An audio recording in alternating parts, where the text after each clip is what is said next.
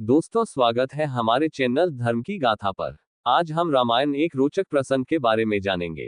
रामायण के अनुसार भगवान राम ने सीता मां का हरण करने वाले रावण को उसके पापों की सजा देते हुए उसका वध किया था। रामायण में ऐसे ही कई रोचक प्रसंग सुनाए गए हैं। इनमें से एक है सीता माता से जुड़ा वह रोचक किस्सा जिसमें माता सीता रावण को देखते ही अपने हाथ में घास का तिनका उठा लेती थी।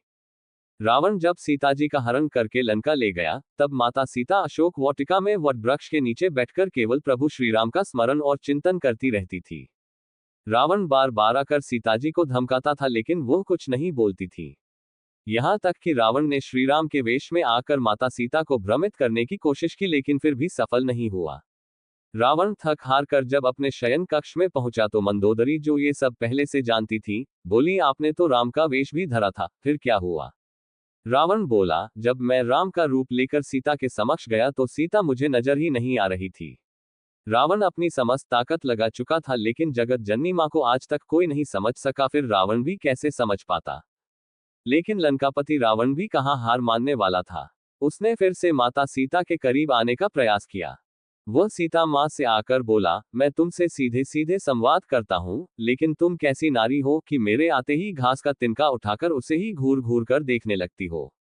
क्या घास का तिनका तुम्हें राम से भी ज्यादा प्यारा है?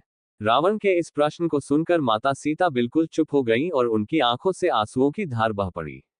शायद वह मन ही मन उन खूबसूरत पलों के बारे में सोच रही होंगी जब श्रीराम से विवाह करके अयोध्या आई थी और नई नवेली दुल्हन के रूप में आदर सत्कार हुआ था।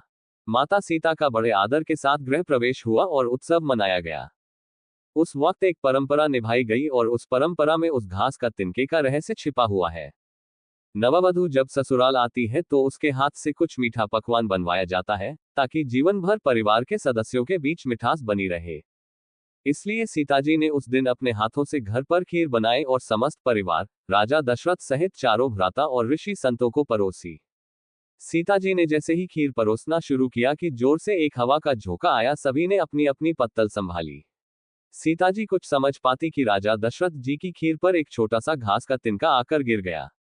सीता जी ने उस तिनके को देख लिया, लेकिन अब खीर में हाथ कैसे डाले ये प्रश्न था। तब सीता जी ने दूर से ही उस तिनके को घूरकर जो देखा, तो वो तिनका जलकर राख का एक छोटा सा बिंदु बनकर रह गया। सीता जी ने मन ही मन सोचा कि अच्छा हुआ किसी ने नहीं देखा। लेकिन राजा दशरथ यह सब देख रहे थे। फिर भी दशरथ जी चुप रहे और अपने कक्ष में चले गए और वहां सीता जी को बुलवाया। फिर राजा दशरथ बोले, मैंने आज भोजन के समय आपके चमत्कार को देख लिया था। आप साक्षात जगत जननी का दूसरा रूप है। लेकिन एक बात आप मेरी जरूर याद रखना, आपने जिस नजर से आज उस तिनके को देखा था, उस नजर से आप अपने शत्रु को भी मत देखना। इस वचन के लिए सीता जी के सामने जब भी रावण आता था तो वो उस घास के तिनके को उठाकर राजा दशरथ जी की बात याद कर लेती थी। सीता जी चाहती तो रावण को अपनी एक नजर से ही भस्म कर सकती थी, लेकिन राजा दशरथ जी को दिए वचन की वजह से वह शांत रही। कहानी अच्छी लगी तो चैनल को जरूर सब्सक्राइब कर दीजिए। धन्यवाद।